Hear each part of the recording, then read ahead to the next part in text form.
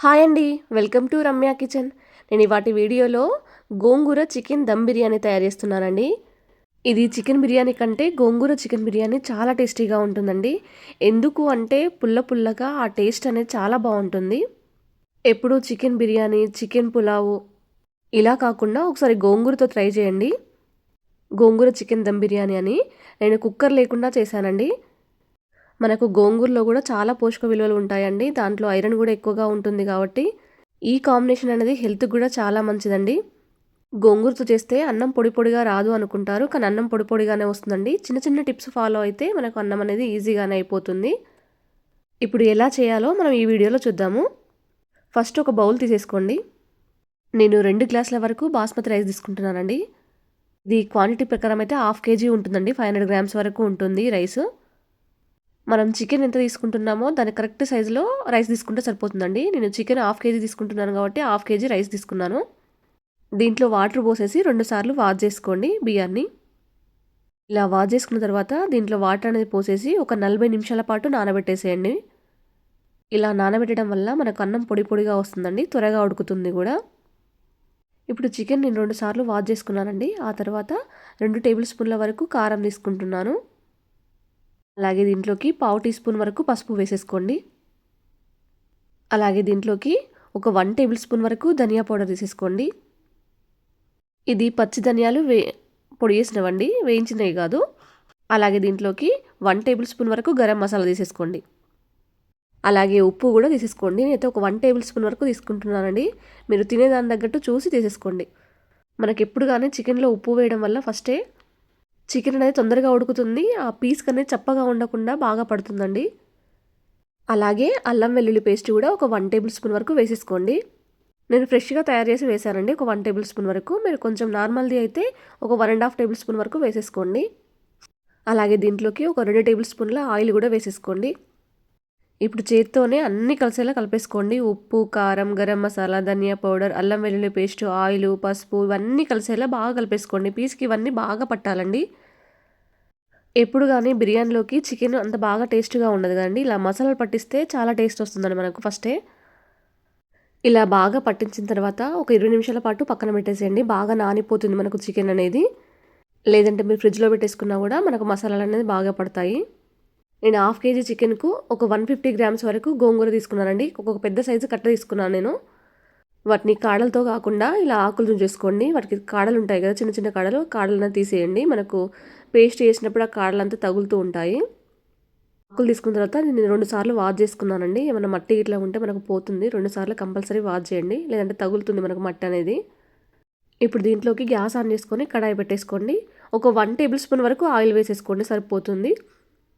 అలాగే పచ్చిమిర్చి కూడా దీంట్లో వేసేసుకోండి. నేను 6 వరకు వేసుకుంటున్నానండి పచ్చిమిర్చి. అలా కట్ చేసుకొని వేసేసుకోండి. మనకు పైకి చిట్లకుండా ఉంటుంది. ఒక నిమిషం తర్వాత గోంగూరను కూడా వేసేయండి. మనకు గోంగూర వేసిన తర్వాత పచ్చిమిర్చి వేగదు కదండీ. అందుకని ఫస్ట్ పచ్చిమిర్చి వేసిన తర్వాత గోంగూర వేసేయండి. గోంగూర అనేది తొందరగా మగ్గిపోతుందండి మనకు. ఇలా వేసుకున్న తర్వాత దీంట్లోకి ఒక పావు టీ స్పూన్ వరకు పసుపు వేసేసుకోండి. అలాగే దీంట్లోకి ఒక 1 టేబుల్ స్పూన్ వరకు సాల్ట్ వేసేసుకోండి. గోంగూర కొంచెం పులుపు కదండీ. కొంచెం సాల్ట్ ఎక్కువగానే పడుతుంది మనకు. మీరు తినేదాన్ని బట్టి చూసి వేసేసుకోండి. ఇలా వేసిన తర్వాత ఒకసారి ఉప్పు, పసుపు కలిసేలా కలిపేసుకోండి బాగా. ఇలా కలిపిన తర్వాత మూత పెట్టేసేయండి ఒక 2 నిమిషాల పాటు. ఒక 2 నిమిషాల తర్వాత మనం మూత తీసి చూద్దామండి. చూడండి మనకు పచ్చిమిర్చి, గోంగూర మొత్తం మగ్గిపోయాయి కదా! ఈ విధంగా మగ్గిన తర్వాత గ్యాస్ అనేది ఆఫ్ చేసేయండి. చల్లారే వరకు పక్కన పెట్టేసేయండి. ఇప్పుడు ఇంకొంచెం పెద్ద కడాయి తీసేసుకోండి.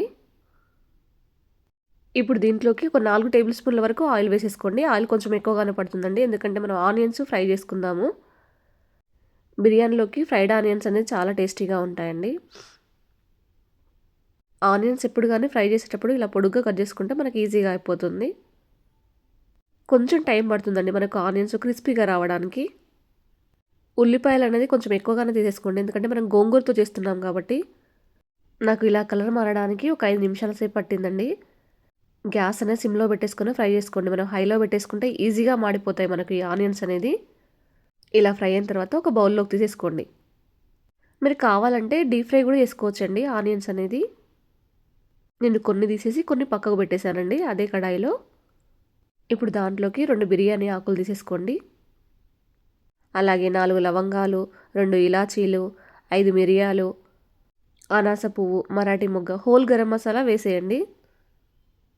నేను 1/2 కేజీ చికెన్ తగ్గట్టుగా వేసుకుంటున్నానండి. మీరు ఇంకొంచెం స్పైసెస్ కావాలంటే కొంచెం డబుల్ క్వాంటిటీ కూడా వేసేసుకోవచ్చు. కొంచెం ఒకటొకటి ఎక్స్ట్రా వేసుకోండి. అలాగే పోపులోనే ఒక 1/2 టీ స్పూన్ వరకు పసుపు వేసేసుకోండి. అలాగే ఒక 1 టేబుల్ స్పూన్ వరకు అల్లం వెల్లుల్లి పేస్ట్ వేసుకుంటున్నానండి పోపులోనే నేను. మనం ఆల్రెడీ చికెన్లో వేసాం కాబట్టి కొంచెం తక్కువగా వేసేసుకోండి, సరిపోతుంది. ఇప్పుడు మొత్తం అన్నీ కలిసేలా కలిపేసుకోండి. ఇలా పోపు కొంచెం వేగిన తర్వాత దీంట్లోకి మనం మ్యాగ్నేట్ చేసి పెట్టేసుకున్నాం కదా చికెను, దాన్ని ఇందులో వేసేయండి. వేసేసిన తర్వాత ఒకసారి పోపు అంతా కలిసేలా కలిపేసుకోండి. ఇలా కలిపేసుకున్న తర్వాత మూత పెట్టేసేయండి. ఇప్పుడు వాటర్ ఏమి యాడ్ చేయొద్దండి, మూత పెట్టేసేయండి డైరెక్ట్. తర్వాత నేను ముద్దిస్తానండి. మనకు ఆయిల్లో ఫ్రై అయిపోతుంది చికెన్ ఆలోపు. ఇప్పుడు గోంగూర, పచ్చిమిర్చి నేను మిక్సీ వేసి పెట్టేసుకున్నానండి, దాన్ని ఇందులో వేసేయండి. వేసేసిన తర్వాత కొంచెం మిక్సీ జార్లో కొన్ని వాటర్ అనేది పోసేసుకొని మళ్ళీ ఇందులో పోసేయాలండి నేను. ఇప్పుడు గోంగూర మనం వాటర్ పోసాం కదా, అదంతా కలిసేలా ఒకసారి కలిపేసుకోండి చికెన్కు. ఇప్పుడు ఒక 10 నిమిషాల పాటు మూత పెట్టేసేయండి. చికెన్ అనేది ఆయిల్ పైకి రావాలండి.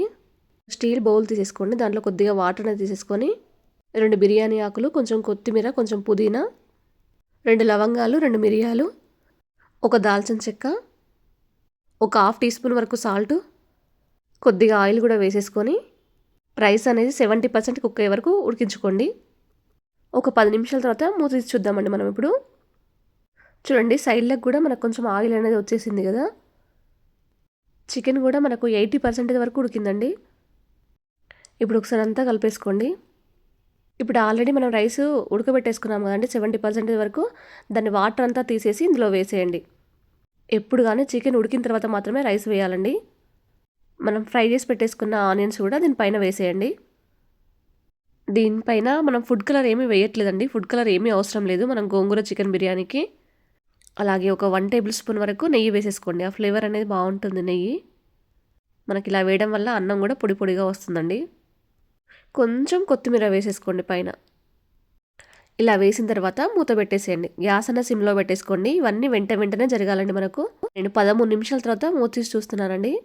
చూడండి ఆవిరికి మొత్తం అన్నం అంతా ఉడికిపోయింది. మనకు అడుగు కూడా ఏం మాడదండి, కొంచెం మందంగా ఉన్న కడాయి కాబట్టి.